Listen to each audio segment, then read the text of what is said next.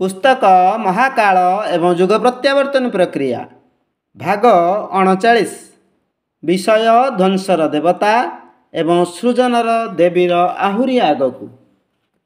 प्राचीन काल में तपस्वी तत्वदर्शी और मनीषी माने सपत्नीक थिले। ब्रह्मा विष्णु शिव आदि समस्त देवतांकर पत्नी सरस्वती लक्ष्मी काली प्रभृति से स्थिर रखिबार आधार स्तंभ थिले। नारीर रमणी रूप को निंदा करा जाए, अन्यथा ताहार समग्र सत्ता गंगा परि पवित्र एवं अग्नि परि तेजमय। विगत समय भारतीय राजनैतिक क्रांतिर नेतृत्व रे आनिवेशांतर महत्वपूर्ण भूमिका थिला। लक्ष्मीबाई सरोजिनी नायडू प्रभृति अनेक महिला ए क्षेत्र में महत्वपूर्ण कार्य करथिले।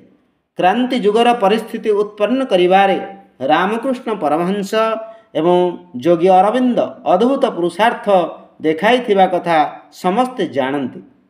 नारी शक्तिर सामर्थ्य उभयों को मिलता। परमहंसों सहित महायोगिनी भैरवी तथा पत्नी शारदा देवी एवं अरविंदों सहित माताजींकर जो अनुपम सहयोग घटीथिला ताहारी मनोबल से माने महान भूमिका संपादन करिपारिथिले। एपरि असंख्य उदाहरण भारत तथा विदेश रे विद्यमान, जो स्पष्ट हुए जे आध्यात्मिक क्षेत्र में भावनात्मक उपलब्धि रे नारीर महिमा अधिक एवं तार सहयोग रे पुरुष को जहाँ किछि सफलता मिली। आत्मबल दृष्टि नारीर श्रेष्ठता शिवंक छाती उपरे कालींकर दंडायमान चित्र रे सुस्पष्ट भावे नवनिर्माण निकट होई आसुछि। एही भूमिका रे नारीर योगदान प्रधान रही। आगामी दिन मानकरे अनेक तेजमयी नारी वर्तमानर परदा अंतरालू सार्वजनीन क्षेत्र को आसीजिबे एवं सेमानंक द्वारा नवनिर्माण अभियान संचालित हेब। भविष्यत रे जो नूतन युगर अभ्युदय हेब सेथिरे प्रत्येक क्षेत्र में नारी नेतृत्व नेब। पुरुष सहस्र शताब्दी धरी निज हाथ में विश्व नेतृत्व को रखी निजर अयोग्यता प्रमाण कर सारी।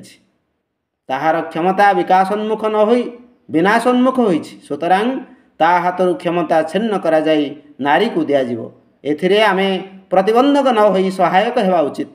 एहाकू विरोध करा न जाई स्वागत करा जिबा उचित। भावी परिस्थितिर अनुकूल रे आमको सामिल करे नेबा उचित। शिव कालींकर चित्रण रे एही संकेत मध्य निहित अछि। क्रमशः आगामी भागरे आहुरी आगकू। विचार क्रांति दूत यूट्यूब ओडिया चैनल को सब्सक्राइब करिया सह परवर्ती वीडियो प्राप्त करिया पई बेल आइकन दबांतु एवं विचार क्रांति दूत ओडिया फेसबुक पेज सह जोड़ी हुंतु। धन्यवाद।